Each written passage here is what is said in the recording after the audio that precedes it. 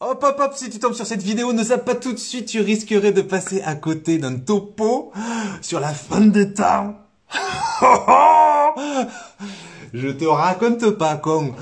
Non, plus sérieusement, non mais c'est sérieux, hein. Mais on va parler de ce que dit la Vierge Marie au sujet de la fin des temps. Et on l'a déjà un peu épluché d'abord dans la parole de Dieu, ensuite dans l'enseignement de l'Église qu'on appelle le magister. Magister, hein. Et, et ensuite, on s'amuse à creuser les différents messages en différents lieux d'apparition, etc. Donc, on a déjà fait Kibéo, Kibéo, bah, c'est au Rwanda. Hein. On a fait Akita au Japon. Et puis bon, il y aurait plein de lieux à faire. Il y a Fatima, moi j'ai beaucoup parlé par le passé. J'avais aussi pas mal parlé de Medjugorje par le passé, mais ce soir, ma petite tentation est grande de me replonger. Alors oui, vous pouvez dire sur YouTube, j'ai énormément galéré. C'est grâce à un ami qui est de passage ce soir, qui me partage un peu sa connexion, qui fait que j'ai pu mettre YouTube. Il faudra prier pour lui d'ailleurs. Quand ils seront plus nombreux, je le redirai. Quant à Instagram, je suis sur ma 4G. Il n'y a aucune Wi-Fi qui fonctionne comme il faut. C'est une catastrophe. C'est comme ça. C'est pas ça qui va nous empêcher de prier, hein, pas vrai? Donc, on attaque le sujet. Évidemment, pour YouTube, ce soir, ça va être plus difficile parce que j'ai pas pu partager le lien en avance. Je viens de recréer un lien en plus. Donc, ça va un peu galérer à se connecter. Mais bon, tant pis. Ah, c'est déjà mieux que rien. Ça va tout le monde? Donc vous êtes prêts? On attaque le vif du sujet. Alors aujourd'hui, j'aimerais qu'on prenne le temps de parler des messages de Marie à Medjugorje. Vous allez voir, c'est très important. J'ai déjà fait des vidéos, mais on n'en fera jamais assez sur Medjugorje. Donc à Medjugorje, elle est apparue en 1981 à 6 enfants et ados qui sont tous vivants, bien entendu encore aujourd'hui, et qui pour 3 d'entre eux reçoivent encore une apparition quotidienne. Et ils ont reçu 10 secrets pour 3 sur les 6. Et les 3 qui continuent de voir la Sainte Vierge, ils ont reçu 9 secrets. Et quand ils recevront tous le 10e, elle arrêtera d'apparaître. Et elle a expliqué que c'était ces deux lieux, ces dernières apparitions sur Terre, avant la fin des temps. Voilà, donc ça veut dire que c'est un peu les apparitions qui nous préparent à la fin des temps. Et c'est vrai qu'à Medjugorje, c'est une vraie maman pédagogue. Alors peut-être, pour commencer ce sujet sur Medjugorje, il faut rappeler, parce qu'on me pose toujours la question, oui, mais c'est pas reconnu. Calmos, les amis, il n'y a pas besoin que tous les lieux soient absolument reconnus. On n'a jamais... Il y a des tas de lieux... regardez la rue du Bac, par exemple. La rue du Bac, je crois que c'est pas reconnu.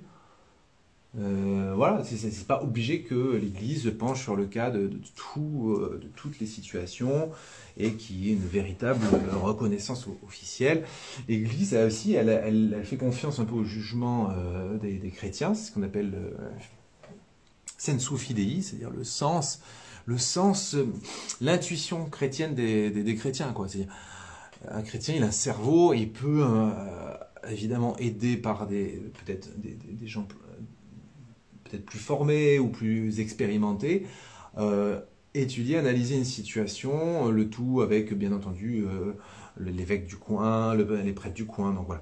Alors Medjugorje, la particularité, c'est qu'elle apparaît encore. Qu'est-ce qui a marqué? N'est-on pas déjà dans la fin des temps aujourd'hui déjà? Absolument. Nous sommes dans la fin des temps. Mais il va y avoir des étapes dans cette fin des temps et que la Sainte Vierge nous décrit, notamment à Fatima. Elle a décrit tout le XXe siècle à Fatima. Et donc Medjugorje, ce sont des apparitions qui sont en cours de route. Donc déjà, l'Église ne se prononce pas sur tous les lieux d'apparition, mais elle ne se prononcera pas normalement sur un lieu un lieu d'apparition où la Sainte Vierge apparaît actuellement. Parce que si elle dit oui, c'est authentique, et qu'à un moment donné, les voyants, ils commencent excusez-moi l'expression, à déconner, à fabuler, à raconter des mythos, l'Église sera comme coincée. On dira à l'Église, l'Église a reconnu les apparitions, puis finalement, en fait, les voyants, ils ont pété une pile, ils inventent des trucs, ils refont la théologie, ou je ne sais quoi. Donc c'est pour ça que l'usage est de reconnaître un lieu une fois que les apparitions ont cessé, parfois même que les voyants, enfin les personnes mystiques qui voient la Sainte Vierge, n'aient plus d'apparition. Ou soit mort, voilà, carrément. Moi, ça s'est réglé.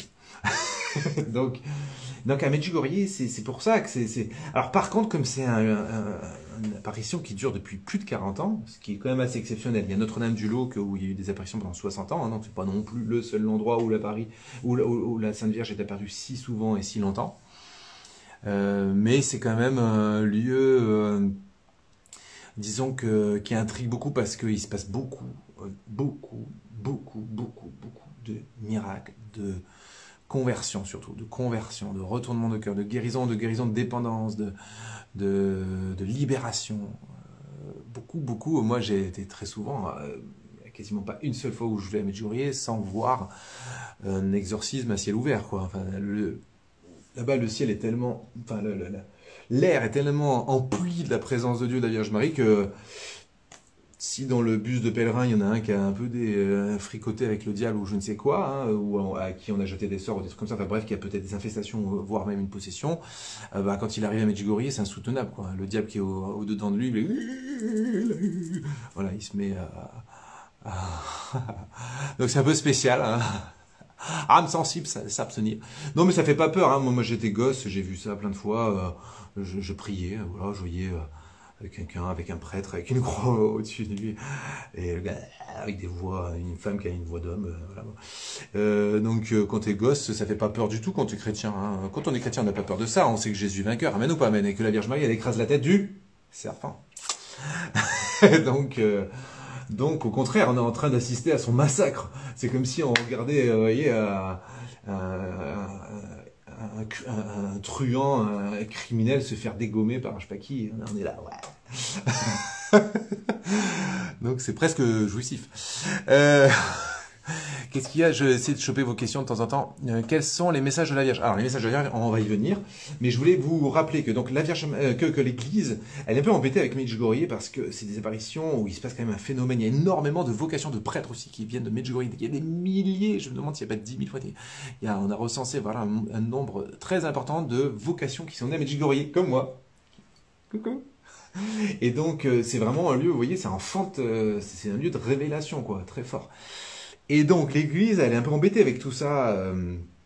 Ça se prolonge dans le temps. Il y a des miracles aussi. Bon.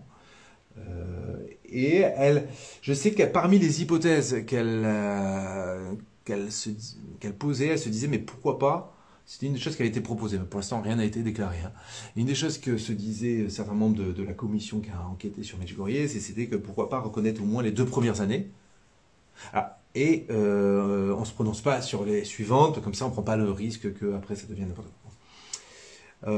Finalement ça n'a pas été fait. Ce qui a été fait par contre, c'est que le pape a légalisé les pèlerinages, parce qu'avant c'était privé. Il ne fallait pas que l'église, par exemple un évêque ou un prêtre de paroisse, ne pouvait pas organiser un pèlerinage à Medjugorje. Il fallait que ce soit privé, quoi.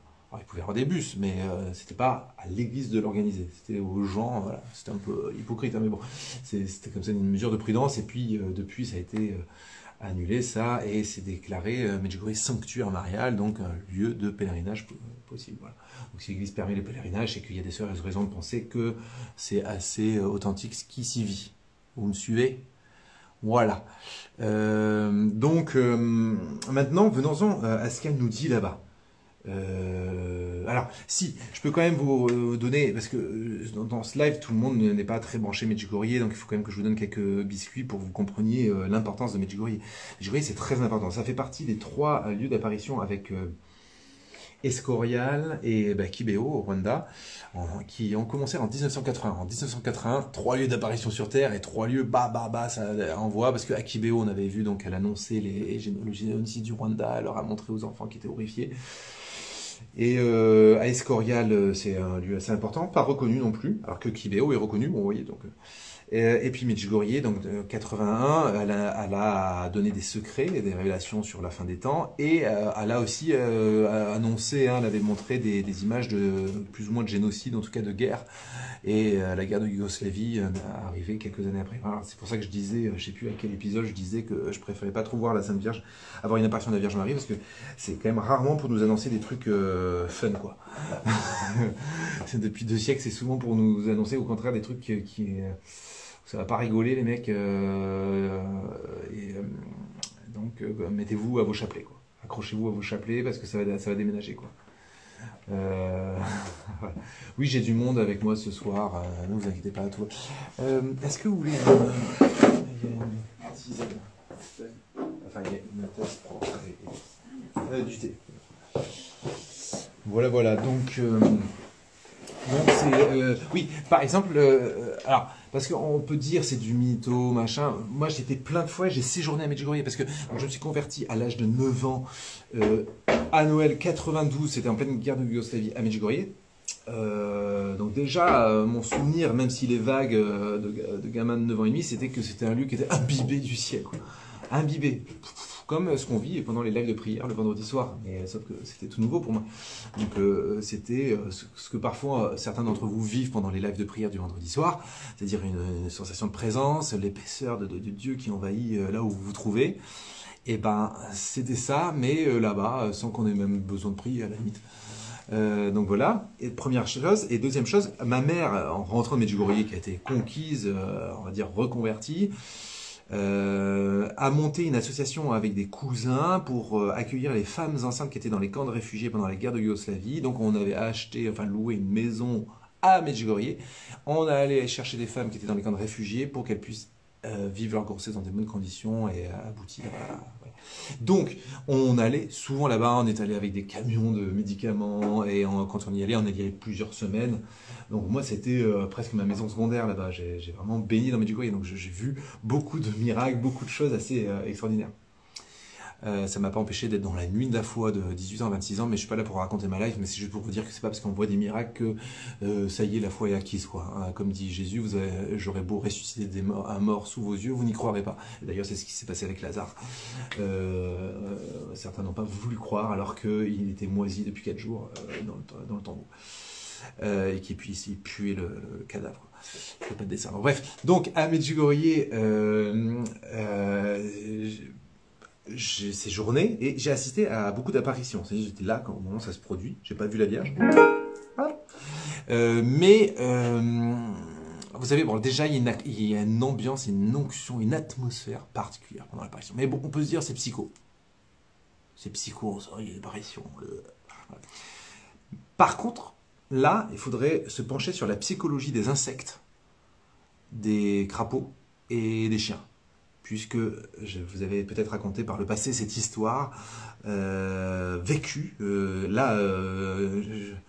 J'ai pas toujours une bonne mémoire des événements, mais là, c'est le genre de truc que tu oublies jamais de toute ta vie. C'est-à-dire qu'au moment de l'apparition, on était tous là, au moment de l'apparition, il y a eu un silence total de tous les insectes de nuit. C'était une nuit d'été, il me semble vers 22 h. Et les chiens d'un petit hameau juste à côté d'une maison, là, il y a des chiens qui aboyaient, c'était saoulant. Les chiens se sont arrêtés d'un coup, les cigales, non, c'était pas des cigales, les grillons de nuit, vous voyez, je veux pas. J'ai souvenir qu'il y avait des crapauds, enfin des bruits de nuit d'été méditerranéenne, et tout s'arrêtait comme ça. C'était tellement brusque, hein, en quelque sorte, le bruit. Vous savez, quand il y a un bruit d'ensemble, on est habitué, mais quand il s'arrête, c'est là qu'on fait gaffe. C'est surprenant. Le silence peut surprendre en fait. Un bruit peut surprendre, mais le silence dans le bruit surprend aussi. Et je me souviens très bien, on se regardait. Qu'est-ce qui se passe? Silence total. Comme si les chiens ils étaient comme ça. Oh, la belle dame. Oh. C'est trop bon, non? Et à la fin de l'apparition, je vous donne dans le mille, tout reprend. Voilà. Donc c'est quand même des signes qui sont un peu objectifs, quoi. Hein. Et puis après, bah, c'est là-bas, je sais pas, il se passe tout le temps des trucs, des rencontres, des machins, des exorcismes, des phénomènes dans le ciel, il y a des phénomènes d'odeur. Moi, j'ai vécu, pour la seule fois de ma vie où j'ai vécu ce phénomène, le fameux phénomène des odeurs.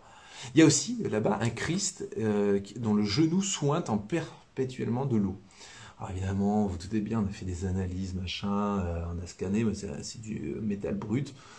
Et qu'il fasse 40 degrés l'été ou l'hiver, il y a continuellement une petite goutte qui sort d'un truc de métal, c'est-à-dire on ne sait pas, il sointe constamment d'un genou, et les gens, ils passent avec un petit mouchoir pour récupérer la goutte, ils le ramènent en mouchoir chez eux, ils le mettent sous l'oreiller, je sais pas moi, d'un enfant malade, et ils rient, quoi. Et c'est arrivé plein de fois. Vous voyez, enfin bon. Et il y a par exemple la statue aussi, j'en ai parlé de ça, de Chittavekka, la statue qui s'est mise à pleurer des larmes de sang. Hein. C'est larmes de sang, Chittavekka. Attendez, je vérifie tout de suite que je vous dise pas de bêtises. Oui, c'est des larmes de sang. Donc c'est une statuette de Medjugorje et que Jean-Paul II a voulu vénérer. Vous voyez, et Jean-Paul II aurait dit qu'il aurait rêvé d'aller à Medjugorje. Pour vous, si je vous prends le temps de vous expliquer tout ça, c'est pour vous dire que c'est pas n'importe quoi Medjugorje, quoi. C'est pas un truc de délire, quoi. Maintenant, si vous voulez bien, venons-en au message de Medjugorje. Message, on les résume par les fameux 5 cailloux. Les 5 cailloux qui font référence à... Là, les donne la main, tiens, je n'avais pas pensé, mais plus... Élevons le niveau, plus biblique. Un épisode biblique. Hein? Non, les plaies de Jésus, il y en a 7, non? Ah non, il y en a 5. Ouais. Ouais, 1, 2, 3... 4 et 5, je crois qu'on compte qu'un, ou alors ou les 2 pieds. Même s'il n'y a qu'un clou, il y a 3 clous, ouais. Mais il y a 1, 2, 3, 4, ouais, d'accord, ok, les plaies de Jésus. Putain, je n'avais pas pensé à ça. Non, mais vous connaissez pas cet épisode, alors là, les cocos et coquettes, les puloulous et puloulettes. Les plaies du Christ, Philippe confirme, mais... Alors, attendez, je regarde sur YouTube si vous êtes plus... Les 5 pierres, les 5 pierres de qui? Qui c'est qui jette des pierres? Sur qui? Ah, bon, vous allez trouver, je suis sûr. Donc je le dis, c'est les 5 pierres de David contre Goliath. Avec sa fronde, il affronte le redoutable adversaire Goliath. La force, le personnage presque herculéen, enfin... presque une divinité grecque, quoi, et que le petit David, là, le petit rouquin qu'on a cherché, qui est en train de garder les moutons, lui, avec 5 pierres bien visées, hop, il anéantit, mais avec la grâce de Dieu, évidemment. Donc, les 5 cailloux, de Medjugorje sont les suivants. 1, la Sainte Messe, la Sainte Eucharistie. Donc, c'est la Sainte Eucharistie. La Vierge Marie ne cesse de répéter, mais allez à la messe, bonsoir. Ha! C'est pas facultatif. Je rappelle que si vous voulez mériter, alors là, déjà qu'en allant à la messe, c'est pas difficile qu'on le mérite, mais si vous voulez mériter le nom de chrétien, catholique, hein, mais bon, c'est essentiellement catholique, voilà, il y a la messe dominicale. Mais d'ailleurs, même ceux qui sont pas catholiques, on doit honorer le dimanche, quoi. Ça doit être un jour de prière et d'offrande à Dieu. C'est pas un jour comme les autres de dimanche, c'est le jour du repos, c'est le jour offert à Dieu, quoi. C'est la dîme, quoi. On donne de notre temps à Dieu. Dieu nous a donné la vie, on peut bien lui donner une journée. Alors, en sachant que la journée, ça va, on peut faire plein de choses, mais je veux dire, il faut que ce soit un temps où psychologiquement on se dit, c'est le jour du Seigneur. Je ne peux pas le considérer comme n'importe quel autre jour. Il doit y avoir quelque chose qui m'oriente vers quelque chose de l'ordre du repos personnel, s'obliger à se reposer autant que faire se peut, mais le partage aussi, le partage familial, la famille devrait être au cœur de la vie du dimanche, et dans la mesure du possible, bien sûr. Et puis, la messe. La messe. C'est pas facultatif. Il n'y en a que 2 obligations. C'est la messe du dimanche et la confession de nuit. Donc, la messe, la Sainte Eucharistie, c'est vraiment la Vierge Marie insiste beaucoup. Aller à la messe, et elle dit même aller à la messe aussi souvent que possible. On n'est pas obligé d'attendre d'aller à la messe que le dimanche. On peut y aller tous les jours. On a la possibilité, on est invité à la messe tous les jours dans la mesure où c'est possible. Surtout quand on habite dans des grandes villes. Alors, il y a des messes à toutes les heures de la journée. À Paris, par exemple... il y a des heures du matin au soir, quoi. Donc on peut toujours se trouver une messe, quoi. Alors moi j'ai la chance, c'est pratique, comme je suis prêtre, je célèbre la messe quand je veux, et bien entendu le prêtre doit célébrer la messe tous les jours, donc je célèbre la messe tous les jours. Voilà. Ensuite, deuxième point, la confession. La confession, c'est bien entendu en fait la confession, c'est ce qui nous prépare, c'est ce qui dispose, voilà, c'est ce qui dispose notre cœur et notre âme à le recevoir, le Seigneur Dieu Tout-Puissant, Créateur, Roi de l'univers, dans l'Eucharistie. Parce que ça ne suffit pas de se connecter à Dieu dans une vague pensée de prière. Si ça suffisait, le Seigneur n'aurait pas inventé l'Eucharistie. Si ça suffisait juste de prier, d'être concentré ou pas d'ailleurs dans la prière, si ça suffisait, le Seigneur ne se serait pas embêté pour rester poli à créer la messe. Il a créé la messe. Il a institué l'Eucharistie. Il a dit, vous ferez cela en mémoire de moi. C'est un commandement. Il a dit, la messe, ça, voilà, c'est mon moyen à moi de rentrer physiquement dans votre cœur. Excusez-moi, c'est une compénétration, quoi. C'est un baiser d'amour de Dieu. C'est va bien plus loin qu'une simple prière où on est à la prière, on pourrait être un peu dans la pensée, dans quelque chose d'un peu vague. Avec l'Eucharistie, on n'est plus dans quelque chose de vague, on est dans quelque chose de concret. Par l'hostie, le Seigneur se pose sur notre langue, rentre dans notre corps et on nous digérons Dieu. Notre âme digère Dieu, elle devient Dieu, puisqu'on devient ce qu'on mange. Quand on mange quelque chose, ça se répand dans notre corps, les particules et les molécules de ceci, machin, j'y connais rien, mais voilà. La pizza que j'ai mangée tout à l'heure, elle est en train de se dissoudre pour alimenter mon sang et toutes les parties de mon corps. Donc, ce qui est beau dans l'Eucharistie, c'est que c'est ce qui se passe. Dieu qui est rentré de par ma bouche est en train de se répandre dans mon âme, dans mon corps même. Vous êtes le temple du Saint-Esprit, parce que quand on communie, on fait aussi une expérience d'effusion du Saint-Esprit. Parce que quand on mange le corps de Jésus-Christ, on mange aussi le Père éternel, et on mange le Saint-Esprit. Tout ça, la Trinité fait irruption dans notre vie de manière concrète. Il n'y a même pas besoin d'être super... je sais pas quoi. Non, c'est objectif. Vous voyez, quand l'hostie est dans la bouche, c'est objectif, c'est un fait objectif, matériel, quoi. C'est ça qui est fantastique dans l'invention de l'Eucharistie de la part de Jésus. C'est parce qu'il connaît notre besoin, notre souci d'être incarné. On a besoin de s'embrasser quand on s'aime. On a besoin de se faire des câlins quand on s'aime. On a besoin de se caresser quand on s'aime. Et ben, on a besoin du toucher. L'être humain, il est fait pour toucher. Et ben, Jésus se laisse toucher par son hostie. Il se laisse manger. Comment pouvait-on trouver quelque chose de plus sublime que ça? Donc la Vierge Marie insiste beaucoup à Medjugorje sur la Sainte Eucharistie. Et pour pouvoir accéder à la table eucharistique, il faut se purifier les mains, le corps, et c'est la confession. Et la confession, c'est une obligation annuelle. C'est-à-dire qu'à partir du moment où vous ne êtes pas confessé depuis plus d'un an, en fait... il y a deux choses. Si vous avez commis un péché mortel, vous ne pouvez plus communier.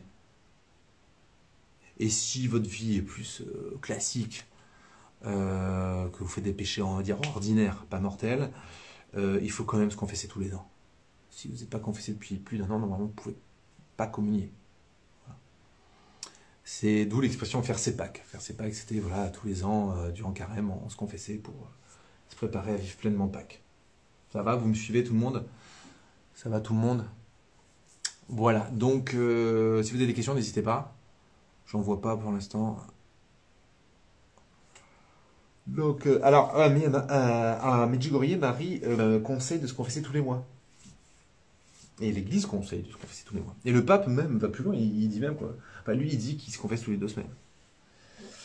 Voilà, la confession, moi je me confesse tous les 10 jours, tous les 2 semaines. Pour l'instant, j'ai encore tué personne et je ne fais pas forcément de péché mortel que je sache, ou alors j'en suis inconscient. Mais si je suis inconscient, bah, c'est pas un péché mortel. Donc, mais j'ai besoin de me confesser toutes les 2 semaines quand même. Voilà, c'est parce qu'en plus, moi, je communie tous les jours, donc il faut vraiment nettoyer sa chambre pour recevoir Jésus dans sa chambre. Qu'est-ce que vous en pensez? C'est aussi bête que ça. Donc la confession, vous aimez, vous aimez pas, on s'en tape. Vous devez vous confesser. C'est comme la douche, on aime, on n'aime pas, on doit prendre sa douche. À un moment donné, on doit prendre sa douche. Même si on n'a pas le temps, même si on a la flemme, même si l'eau, elle est pas assez chaude ou je sais pas quoi. On prend la douche, point barre. Hein, parce que il vaut mieux prendre la douche que puer le mort. Parce qu'on se prend bien plus la honte en puant le mort que en se tapant une douche qu'on n'a pas envie de prendre. Ça va, les super métaphores, elles sont belles, hein, elles sont poétiques ce soir. Donc ensuite, 3e caillou. Donc le premier caillou, c'était quoi? La messe. La messe. Le 2e caillou, la confession. Et le 3e, c'est le chapeauté. Non, le chapelet, évidemment. Le chapelet. Le chapelet. Donc le chapelet ou le rosaire, voilà. C'est joli aussi. En italien, on dirait il rosario, donc c'est-à-dire la rose, la série de roses, quoi. Enfin, voilà. La rose, le rosaire, j'aime bien ce terme parce qu'il y a l'idée de rose qu'on offre à la Vierge Marie.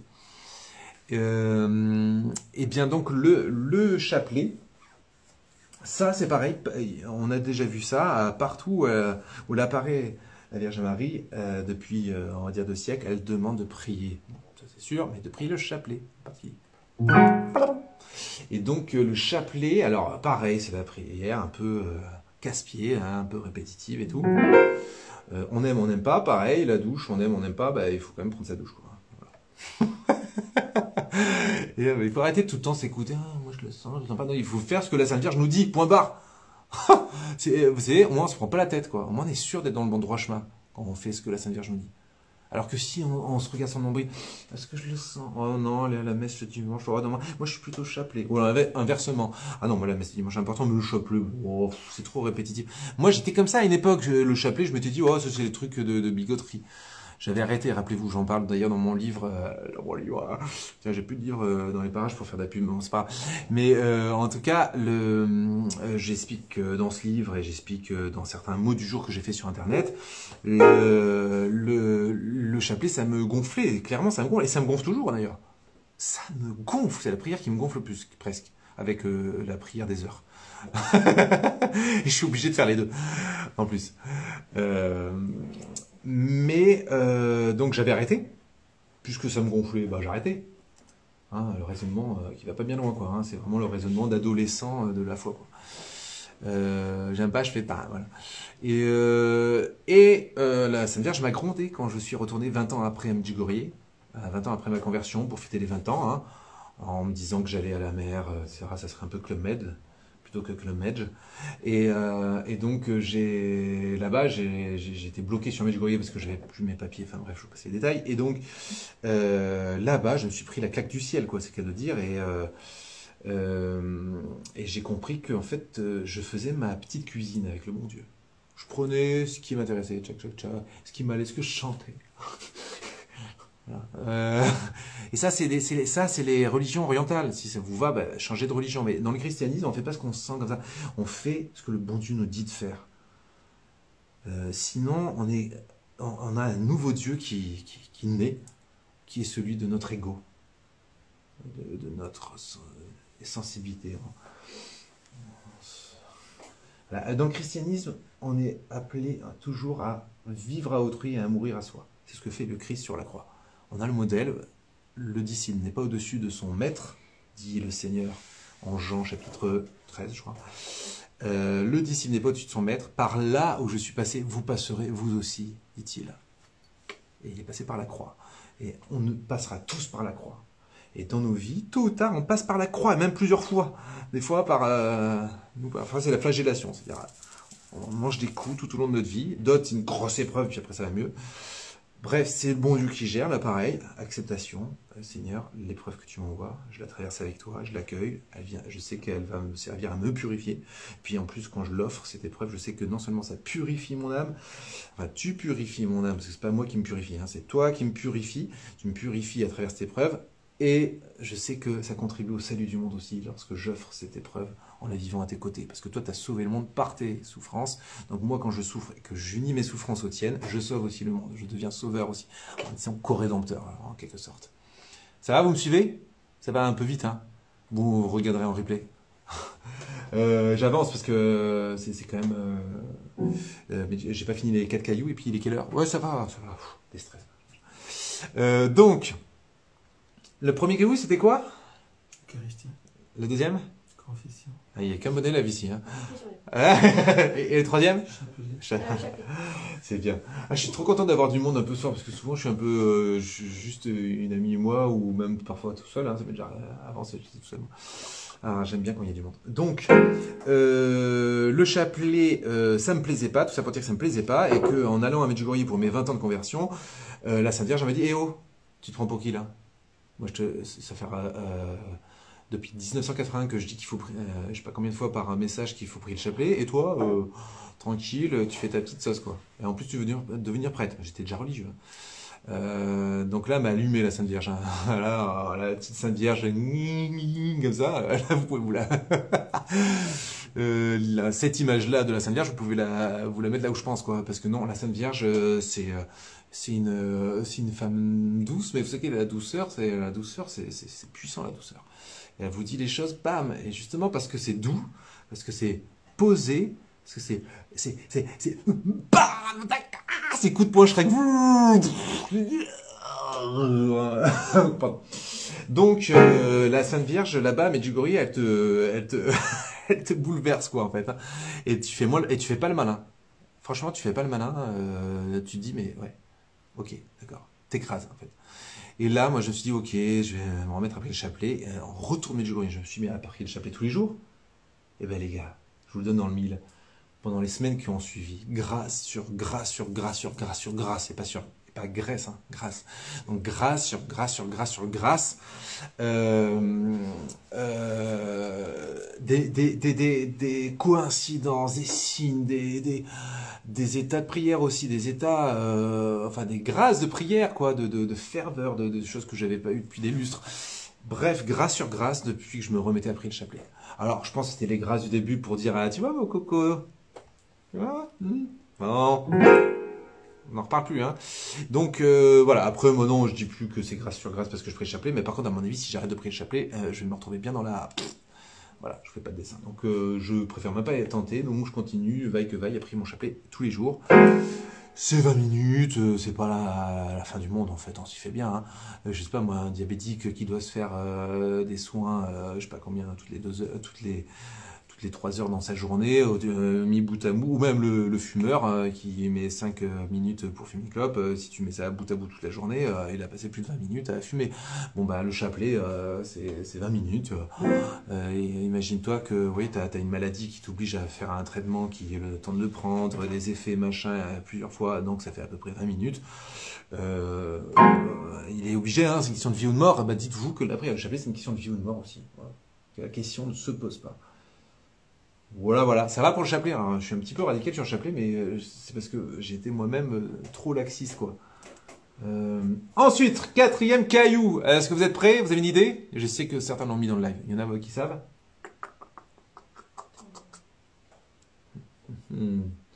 C'est un truc qui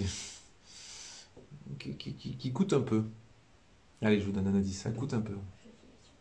C'est? Dedans. Le jeûne. Le jeûne. Et c'est la bonne réponse. Le jeûne. Le jeûne, et pas le jeûne. Alors moi je sais pas faire avec mon accent là du sud. Le jeûne, je sais pas trop bien faire. Donc le jeûne, c'est-à-dire de ne pas manger. Voilà, enfin alors, ne pas manger ou se priver. Sacrifice. Jeûne, sacrifice. On peut mettre dans la même catégorie. Rappelez-vous qu'à Fatima, à chaque fois qu'elle apparaît aussi, elle demande de faire des sacrifices. Et les enfants font des sacrifices de ouf. Et elle leur dit pas, non, arrêtez mes enfants, c'est mieux raisonnable. Non, elle leur dit juste, la ceinture, la mettez pas la nuit, mais sinon, vous pouvez la mettre le jour. Hein. Donc, la ceinture, une ceinture qu'ils accrochaient à une corde, en fait, qui serrait fort autour de leur hanche pour que ça fasse mal dans les déplacements du jour, et ça frottait, etc. C'était un auto-supplice, quoi. Bon, je dis pas qu'il faut faire ça, mais en tout cas, voir des lieux de renoncement dans notre vie, des choses... chacun voit. Je voudrais... Moi, je donne des exemples que je connais parce que ça m'arrive de le faire, mais par exemple, moi, je suis un fanatique de musique. J'écoute de la musique du matin au soir, parfois en m'endormant. Le vendredi, niet.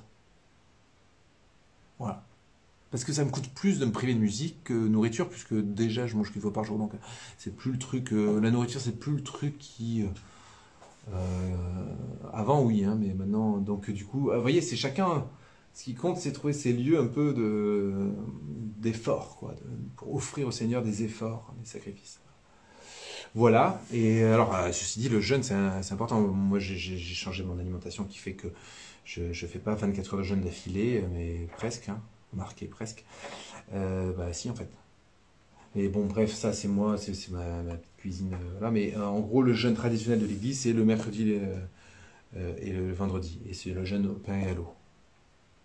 Après, vous n'êtes pas obligé de prendre du pain blanc parce que c'est quand même nocif. Il vaut mieux prendre du pain à farine complète ou épeautre. Parce que le but, c'est pas de se rendre malade. Hein. Le but, c'est d'être très très sobre. Moi, je me souviens qu'à l'époque où je jeûnais comme ça, j'aime pas les fruits. Et du coup, ça me coûtait de prendre des fruits et je trouvais ça plus sain que le pain. Parce que le pain, ça me faisait un peu d'hypoglycémie, je me souviens. Donc, du coup, j'allais arrêter le pain et je mangeais des pommes. Voilà, bon, vous voyez, on est libre. On est libre. Ce qui compte, c'est l'intention de renoncer à quelque chose auquel on tient pour le Seigneur Jésus. Amen ou pas amen. Ensuite, cinquième caillou.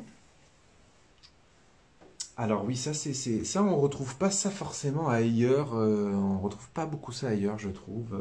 C'est une particularité de Medjugorje. C'est vrai que la Vierge Marie insiste beaucoup sur. Alors on va essayer de deviner ensemble. On retient mieux quand on devine. Elle nous dit de se pencher sur. Alors je vous donne un indice, quelque chose qui se lit ou qui s'entend. Ouais, la Bible, la parole de Dieu, plus particulièrement. Et c'est bien, vous voyez, je ne veux pas faire distinguer Bible et parole de Dieu. Attention, la Bible, c'est la parole de Dieu, mais la parole de Dieu ne se réduit pas à la Bible. Vous voyez ce que je veux dire? La Bible, c'est la parole de Dieu, mais la parole de Dieu ne se réduit pas à la Bible. La parole de Dieu, c'est aussi, quelque part, c'est pas quelque part, c'est aussi l'enseignement de l'Église, le magistère, ce que dit Jésus, je pense à travers les mystiques aussi. La parole de Dieu, c'est l'écoute de ce que Dieu nous dit. Donc je pense que derrière ça, à mon avis, dans la parole de Dieu, il y a aussi l'idée de l'obéissance à la divine volonté. À mon avis, derrière ça, je crois que je prends aussi cette acception, c'est ça qu'on dit, un peu plus large. La parole de Dieu égale, qu'est-ce que nous demande le Seigneur? Qu'est-ce que nous dit le Seigneur? Qu'est-ce qu'il nous enseigne? Qu'est-ce qu'il nous recommande? Voilà. Donc... Alors, les cailloux, parce que là, j'ai un trop bon élève. Donc, 1, L'Eucharistie. 2, Confession. La confession. 3, Le jeûne. Chapelet. Le chapelet. 4 Le jeûne. Le jeûne. et 5. La parole de Dieu. Voilà, c'est bon les 5 cailloux. Ouais. Tout le monde a entendu? Sainte messe, sainte confession, chapelet, jeûne, sacrifice, parole de Dieu. J'aurais presque envie de traduire volonté de Dieu. Ok. Ah, il paraît que le 8e secret est effrayant. Maria, une des voyantes, prie la Sainte Vierge d'avoir pitié de l'humanité. Marie lui répond: j'ai prié. Le châtiment sera moins sévère. Les prières constantes et le jeûne réduisent les châtiments de Dieu. Vous avez tous entendu? Je répète. Donc, en gros, Maria, en voyant le 8e secret, donc je ne sais pas ce que c'est, si c'est une guerre terrible ou si c'est une météorite, une sécheresse, un tremblement de terre. Marie a pris la Sainte Vierge d'avoir pitié de l'humanité, tellement c'est horrible ce qu'elle voit, quoi. Rappelez-vous, dans les prophéties, dans la parole de Dieu, ou même dans la Vierge Marie à Akita, les vivants environt les morts. C'est ça qui va se passer dans les temps qu'on traverse. Et ça commence à être vrai, je crois. Regardez le nombre de gens qui veulent mourir. On a envie, ceux qui sont déjà morts. Et donc, la Vierge Marie dit: oui, j'ai prié, le châtiment sera moins sévère. Alors, ça veut dire quoi? Est-ce que ce qu'elle a vu, Maria, ça voulait dire que c'était déjà moins sévère que ce qui devrait être? Ou bon... J'ai prié, le châtiment sera moins sévère. Les prières constantes et le jeûne, les prières constantes, pas les prières constantes, c'est d'avoir une vraie vie de prière. Les prières constantes et le jeûne réduisent les châtiments de Dieu. Mais il n'est pas possible d'éviter complètement le châtiment. Va dans les rues des villes et compte ceux qui glorifient Dieu et ceux qui l'offensent. Dieu ne peut plus supporter cela. Message du 6 novembre 1982. Quand je vous disais que la Sainte Vierge, c'était pas bisounours, quoi. Vous voulez que je relise? Allez, je relis rapidement parce que c'est vraiment important. Les prières constantes et le jeûne réduisent les châtiments de Dieu. Ça, il faut retenir ça. Notre prière, à chacun, vous vous rendez compte le poids qu'on a, nous, les uns les autres, dans le destin de l'humanité, par notre prière. Parce que nous, souvent, notre rapport à Dieu, c'est un rapport très égocentré. On prie pour nous-mêmes, pour se sentir mieux. Attendez, on porte le monde ensemble. On a la responsabilité du monde. Dieu a créé le monde pour nous. Il nous confie le monde. Donc, on ne prie pas que pour soi. On prie ensemble. On élève l'humanité. On essaie et on est élevé par nos frères et sœurs chrétiens. C'est pour ça que c'est si important le collectif, la communauté dans la foi. C'est qu'on se tire mutuellement, c'est ce qu'on appelle la communion des saints, c'est extrêmement important. Donc les prières constantes et nos sacrifices, nos souffrances offertes, elles ont un impact mondial. Alors qu'on n'a aucun impact sur le plan politique, y compris par nos votes, on n'a quasiment aucune puissance sur le cours des événements de ce monde.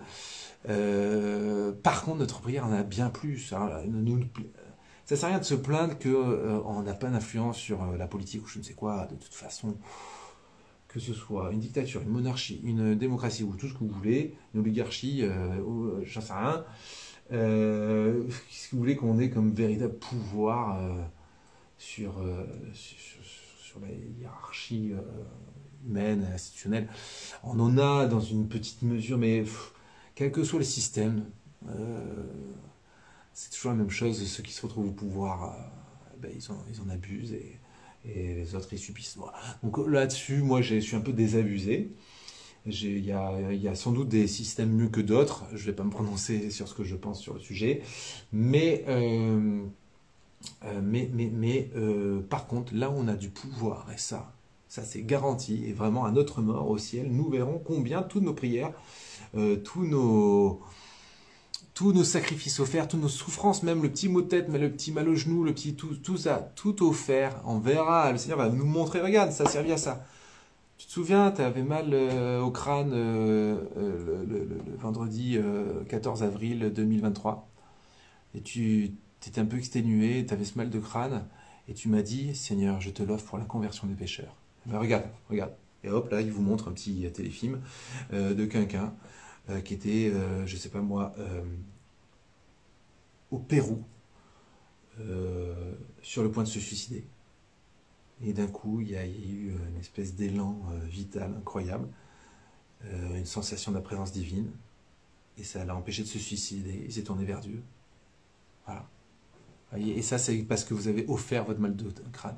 On n'imagine pas le pouvoir qu'on a. C'est extraordinaire. On a le pouvoir aussi de libérer les âmes qui sont au purgatoire. Vous offrez, je sais pas moi, une douleur de dos pour les âmes du purgatoire. À votre mort, vous allez rencontrer l'âme de purgatoire, les âmes du purgatoire qui ont peut-être été libérées, qui ont pu aller enfin au ciel grâce à votre mal de dos offert.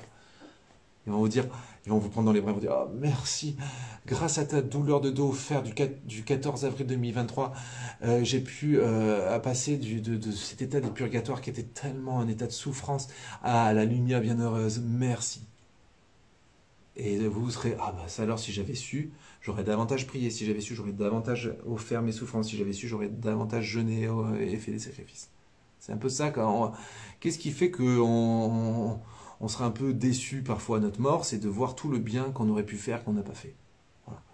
C'est aussi pour ça qu'on aura besoin d'être purifié au purgatoire, parce que le purgatoire, c'est pas purifier seulement du mal qu'on a fait, mais c'est du bien qu'on n'a pas fait. Le péché, c'est pas seulement faire du mal, c'est ne pas faire du bien. C'est qu'on a la responsabilité, la vie nous est donnée pour faire du bien, pour nous se donner. On est fait pour l'amour, et quand on n'est pas dans cette dimension d'amour, on perd notre temps, on gâche notre temps et on pêche. Ça va? Vous avez tout suivi, tout compris? Est-ce qu'on peut offrir la souffrance pour une âme qu'on connaît? Bien sûr, au purgatoire, bien sûr. Pourquoi offrir des souffrances à porte le salut? Parce que c'est ainsi que... C'est le salaire du péché, c'est la souffrance, en fait. Quelle est la conséquence du péché? C'est la souffrance. Et le Seigneur a trouvé cet incroyable moyen d'anéantir le péché par ce qu'il suscite. Donc, le péché génère la souffrance offerte annule le péché, efface le péché.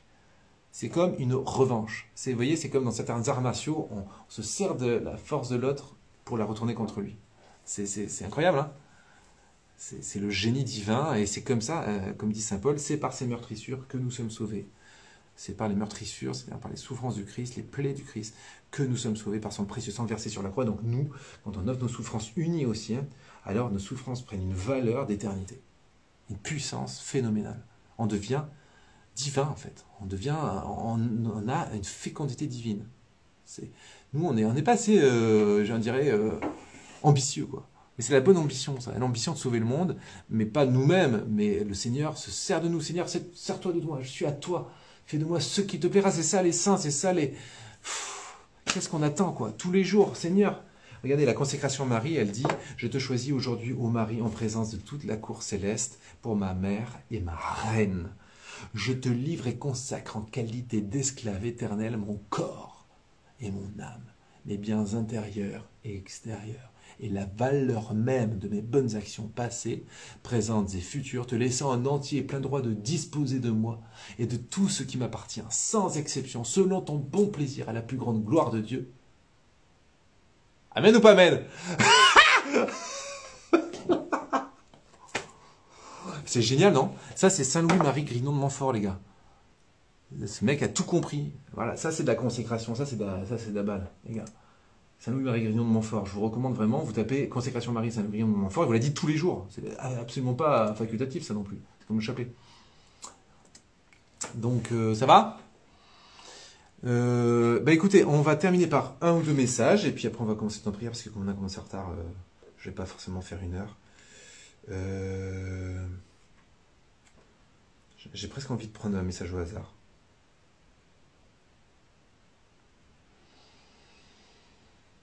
Oh, chers enfants, 15 mai 1986, je ne l'ai pas lu en avance. Oui, voilà. Chers enfants, aujourd'hui, je vous invite à me donner votre cœur pour que je puisse le changer, pour qu'il soit semblable à mon cœur. Vous demandez, chers enfants, pourquoi vous ne pouvez répondre à ce que je vous demande. Vous ne le pouvez pas parce que vous ne m'avez pas donné votre cœur pour que je le change. Donc elle répond à tous ces pèlerins qui disent « J'arrive pas, moi, les 5 cailloux, c'est trop dur. » Et la Vierge Marie leur dit « Mais c'est parce que vous ne m'avez pas donné votre cœur. » Effectivement, les 5 cailloux, c'est exigeant. Hein. Mine de rien, tout ce qu'on vient d'éplucher ce soir, c'est high level. Et il vaut mieux se dire d'ailleurs qu'on n'est pas capable de le faire. Je crois que c'est plus simple dès le départ, sinon on se décourage et on baisse les bras. Et puis du coup, souvent, les gens qui mettent la barre trop haut, après ils se découragent, ils font même l'extrême inverse, la barre, ils sont écrasés par la barre qu'ils ont mis trop. Donc là, la Vierge dit, c'est moi qui vais vous transformer, c'est moi qui change votre cœur. Donnez-moi votre cœur, bon sang de bonsoir. Je dis la suite, vous ne le pouvez pas parce que vous ne m'avez pas donné votre cœur pour que je le change. Vous parlez, mais vous ne faites pas. C'est incroyable, hein? Je vous appelle à faire tout ce que je vous dis. Ainsi, je serai avec vous. Merci d'avoir répondu à mon appel. C'est chaud, hein? Chers enfants, je voudrais vous appeler à vivre la Sainte Messe. Beaucoup d'entre vous ont ressenti la beauté de la Sainte Messe. Mais il y en a aussi qui viennent à contre-cœur. Je vous ai choisis, chers enfants, et Jésus vous donne ses grâces pendant la messe. C'est pourquoi vivez de manière consciente la Sainte Messe et venez avec joie. Venez-y avec amour et acceptez la Sainte Messe. Merci d'avoir répondu à mon appel. C'est stylé, non?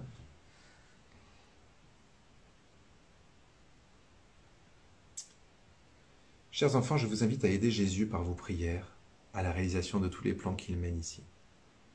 Offrez aussi des sacrifices à Jésus pour que tout se réalise comme il a prévu et que Satan ne puisse rien faire. Je vous demande de me montrer votre amour en venant à la messe et le Seigneur vous récompensera en abondance. C'est quand même clair, hein? Vous avez vu, en fait, si je glane un peu comme ça des messages, vous allez voir qu'il y a les 5 cailloux qui ressortent. Bon, là, c'était plutôt la messe. Chers enfants, aujourd'hui encore, je voudrais tous vous inviter à la prière. C'est une des phrases les plus qu'il y a quasiment dans tous les messages. Dans tous les messages, je vous invite à la prière. Il n'y a pas un message où il n'y a pas le mot prière. Alors, si avec ça, toujours pas capté. Que la prière soit votre vie, carrément. Que la prière soit votre vie. En fait, votre vie devient prière. Vous devez être toujours connecté, toujours chercher cette communion avec Dieu. Senti ou pas senti. Moi, je vous rassure, je ne ressens jamais rien. Mais par contre, je n'arrête pas de dire, viens Saint-Esprit, je t'aime par... Je viens Saint-Esprit par-ci, je t'aime Jésus par-là. Voilà, ça doit être tout, voilà, tout le temps. Dieu, qu'est-ce que t'en penses? Dieu, t'es avec moi. Dieu, je t'aime. Voilà. Chers enfants, consacrez du temps à Jésus seul et il vous donnera tout ce que vous demandez. Il se révélera à vous en plénitude. Chers enfants, Satan est fort et il attend chacun d'entre vous pour le tenter. Priez, alors il ne pourra pas vous nuire ni vous entraver sur le chemin de la sainteté. Chers enfants, par la prière, grandissez de jour en jour toujours plus vers Dieu. Merci d'avoir répondu à mon appel. Il y a souvent cette notion de progressivité dans les messages de Marie à Medjugorje. C'est pour ça qu'elle apparaît depuis si longtemps. C'est vraiment la mère éducatrice qui nous accompagne dans un chemin de sainteté. Alors on avance peu à peu, elle nous prend par la main, elle nous conduit lentement, éventuellement lentement, J'en témoigne parce que c'est très lent. Des fois, je dis, Seigneur, mais ça y est, j'ai bientôt 40 ans et je n'avais toujours pas compris ça, quoi. Mais quel nulos, quoi. Voilà, donc des fois, je me dis, mais j'ai un retard d'un j'ai un retard. J'ai toujours l'impression d'être en retard, mais on avance quand même. Et puis tant pis, on avance au rythme qu'on est capable d'avancer et le Seigneur, il fait avec. Alors ensuite, quand vous êtes loin de Dieu, vous ne pouvez recevoir les grâces, car vous ne les demandez pas avec une foi ferme. Je désire que vous m'écoutiez, que vous ne permettiez pas à Satan de vous séduire. Chers enfants, Satan est assez fort. C'est pourquoi je demande vos prières pour que vous les présentiez pour ceux qui sont sous l'influence de Satan, pour qu'ils soient sauvés eux aussi. Témoignez par votre vie. Sacrifiez votre vie pour le salut du monde. C'est tout ce que je disais avant. Hein. Je suis avec vous, et quand je dis que je suis le perroquet de la Sainte Vierge, c'est tout, je suis que ça. Hein. Je suis avec vous et je vous remercie, et au ciel, vous recevrez du Père la récompense qu'il vous a promise. C'est pourquoi, petits enfants, n'ayez pas peur. Si vous priez, Satan ne peut vous faire aucun mal, car vous êtes les enfants de Dieu et Dieu veille sur vous. Priez et que le chapelet soit toujours entre vos mains, comme un signe pour Satan que vous m'appartenez. C'est beau ça, hein. Le chapelet, toujours dans les parages, moi j'ai toujours au poignet, toujours une médaille miraculeuse, comme ça, si Satan il rapplique, il se dit, oula, ça sent mauvais là, je me casse. C'est trop bon, non? Eh les gars, on a le pouvoir de faire flipper Satan, alors profitons-en. On va pas se refuser des petits plaisirs quand même. Il n'y a pas de mal à faire du bien. On est 74 sur YouTube, qu'est-ce que vous faites aussi nombreux? 74 aussi sur Instagram. C'est marrant, les gens venaient vers 22h en fait. Hein. Je crois que je vais commencer mes lives à 22h, c'est là que ça... Mais c'est parce qu'on parle de la Vierge Marie, hein. Je soupçonne que c'est à cause de ça. Bon, il est quelle heure? Allez, je chope un peu l'un ou l'autre message encore.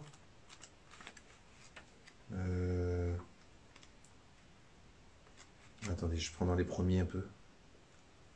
Alors, il faut dire que la Vierge Marie elle est un peu éducatrice là-bas, je l'ai dit il y a quelques instants, mais avec les paroissiens de Medjugorje. Et au début, elle dit ce qu'il est souvent très nécessaire de dire dans une paroisse, dans un groupement humain. Écoutez bien, elle dit, chers enfants, aujourd'hui je vous prie de cesser les médisances. Tout le monde a entendu?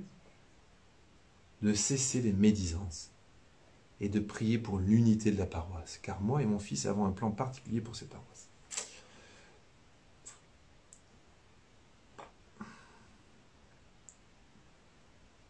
Convertissez-vous.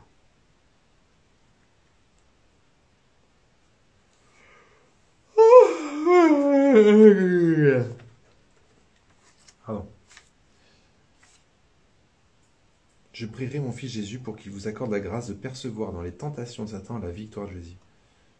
Oui, les tentations, des fois, on croit que c'est la fin du monde. Non, c'est peut-être bon signe. Des fois, les tentations sont permises par Dieu pour aussi nous éprouver et vérifier notre engagement aussi à sa suite, quoi.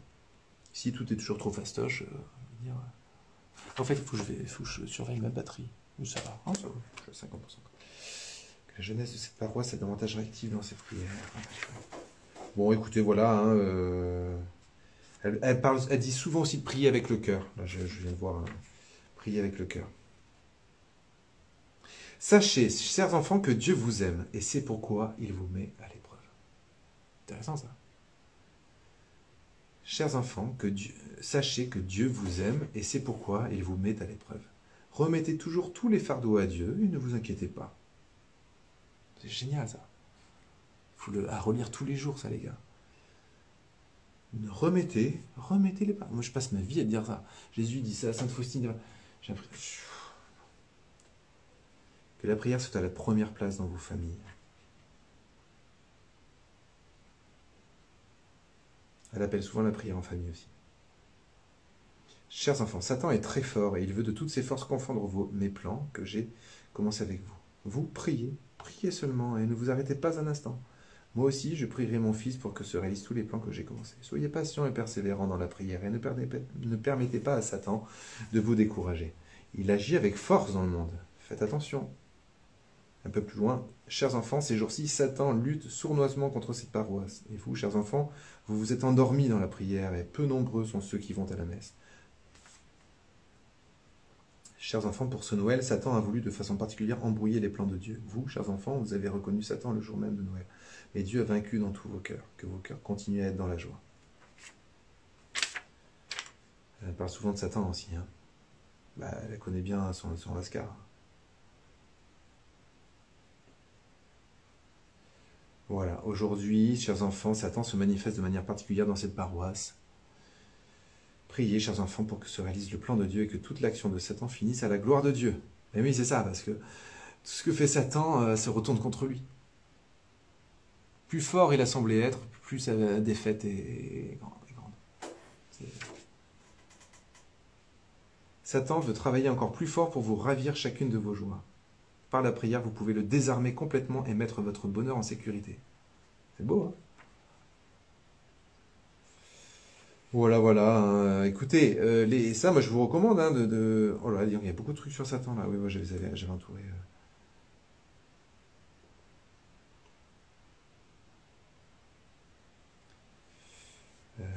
Je vous invite à vivre dans l'humilité tous les messages que je vous donne.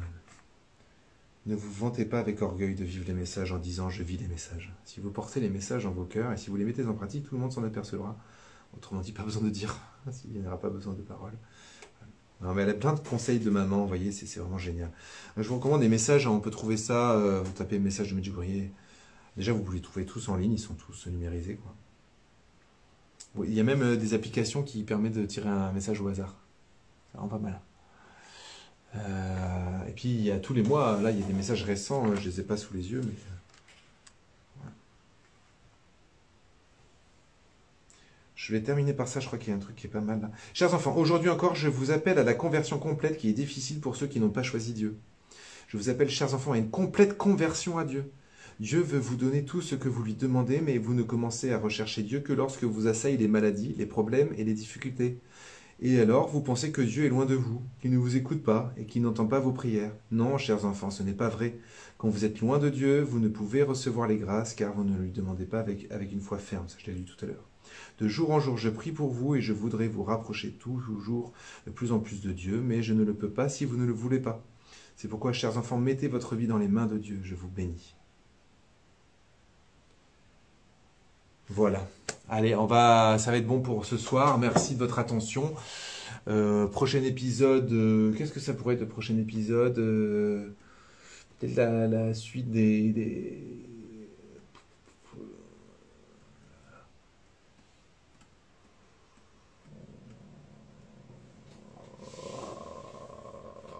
Peut-être le troisième secret de Fatima. On pourrait se concentrer sur le troisième secret de Fatima. Et on terminera peut-être par là. Parce qu'il faut bien arrêter cette série. Hein. On arrivera au 10e épisode. On aura fait 10 épisodes sur la fin des temps. C'est pas mal. Voilà.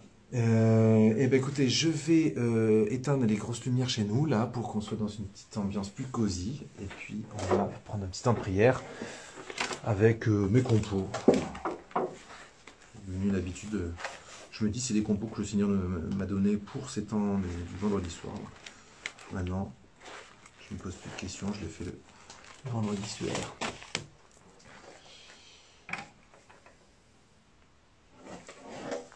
Ah oui, bah je coupe le live sur Insta, c'est vrai. Bon, vous êtes 75, je sais, c'est beaucoup, mais je coupe le live pour que la partie conférence soit partagée ensuite. Et donc, bon, bah libre à vous, il y en a peut-être qui dorment, et donc voilà. Mais ceux qui ne dorment pas, je vous donne rendez-vous dans 1 minute 30, quoi, le temps que je coupe le live. À bientôt.